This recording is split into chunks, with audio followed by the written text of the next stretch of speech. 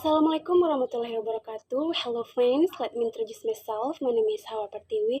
I'm English Education Department Class A 2019. The lecturer is Adi Isma SPD MPD. Okay, on this video, I will discuss the material that has been studied from the first meeting to the second meeting. Okay, let's get started. Okay, at the first meeting, the introduction material from ESP or English of specific purpose, starting like from what is ESP and why ESP is important to learning language. Okay, let's move on to the second meeting. On the second meeting, the material about the origin of ESP. As with most development its human activity, ESP was not a plain and coherent movement, but rather a phenomenon that grew out of a number of converging trends. Their trends have appeared in a variety of ways around the world, but we can identify three main reasons common to the emergence of all ESP. The first is the demand of a brave new world. The general effect of this development was to expert pressures on the language teaching profession to deliver the required goods. The second is a revolution in linguistics. In the past, the purpose of linguistics was only for the usage of the language, which is a well known as grammar.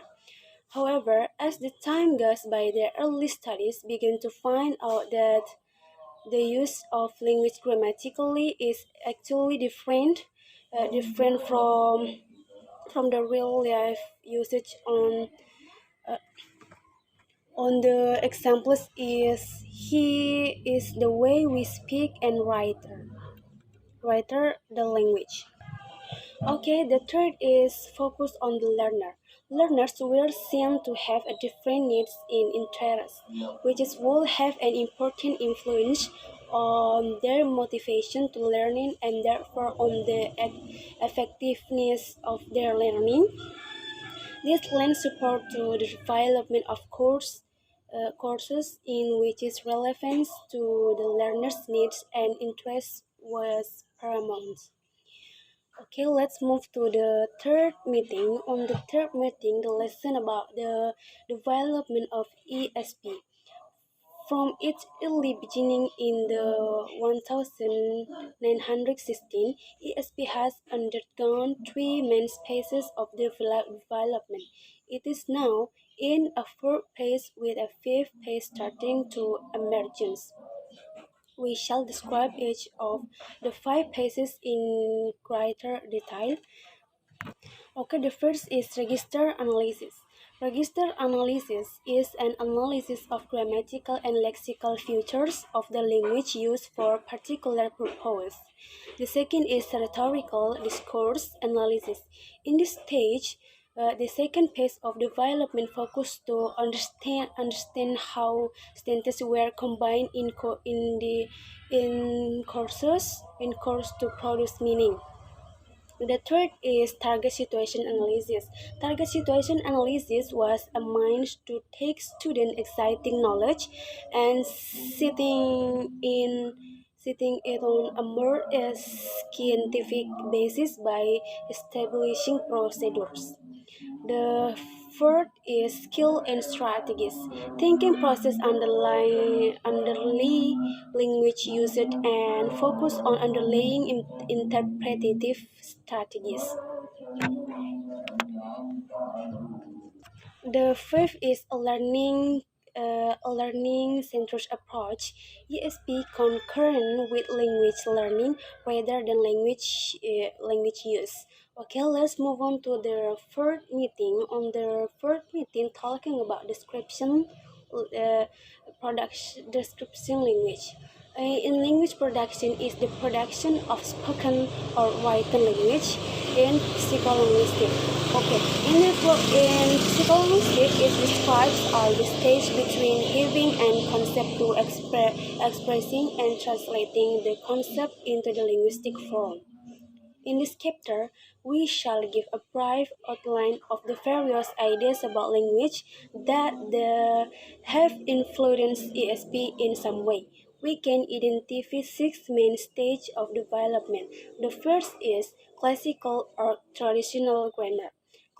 Description of English and other language were based on the grammar of the classical language Greek and Latin.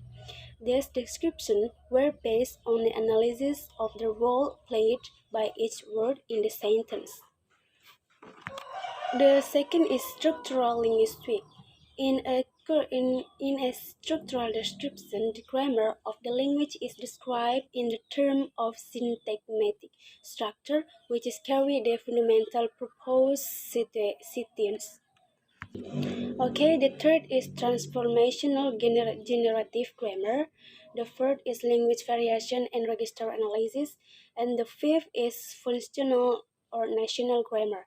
The terms functional and national are easily and frequently confused. There is, however, a difference. Function and constraint with social behaviors and represent the intonation of the speakers or writer. For example, advising, writing, warning, directing, describing. National, on the other hand, reflect the way in which the human mind thinks. Okay, the sixth is discourse or rhetorical analysis. About that, till this point, language had been viewed in terms of the sentence. Now, the emphasis moved to looking at how meaning is generated between sentences. Okay, let's move to the fifth meeting. On the fifth meeting, talking about the theory of learning, and the theory of learning have 6 points. The first point is behaviorism. Learning is a habit formation. This is the first theory of learning by Pavlov in Soviet Union and Skinner in the United States. In this theory, said the learning is the connection process of habit formation. The second point is mentalism, thinking as rule-governed activity. In the learning language, having thinking as rule-governed activity was also the step in learning, which is learning not only consists of forming habits, but also acquiring rules, where the process in which the experience of somebody is being used by the mind to formulate hypotheses. The third is cognitive code. Learners are thinking beings. Therefore, in cognitive theory, learning is a process in which the learner tries to make a sense of data. The fourth is the affective factor, learners as emotional beings. It is one of paradoxes of human nature that although we are aware of our feeling and their effect on our action, we invariably seek answer to our problem in rational terms. The fifth point is learning and acquisition. Learning is seen as a conscious process, while acquisition process on unconsciously. We have not in this section paid much attention to this destination, using the two terms interchangeably. Okay, the sixth point, more about a model for learning. In the slide of the aids we have discussed, we will now present a model of the learning process, which will provide practical source of reference for the ESP teacher and course designer. Okay, let's move to the sixth meeting. On the sixth meeting, we are talking about material is needs analysis. Okay, regarding the needs analysis, it refers to technique for collecting and assessing relevant information. And this analysis needs to find out just about anything. Need is actually a term that cover many aspects. Okay, Okay, let's move on to the seventh meeting.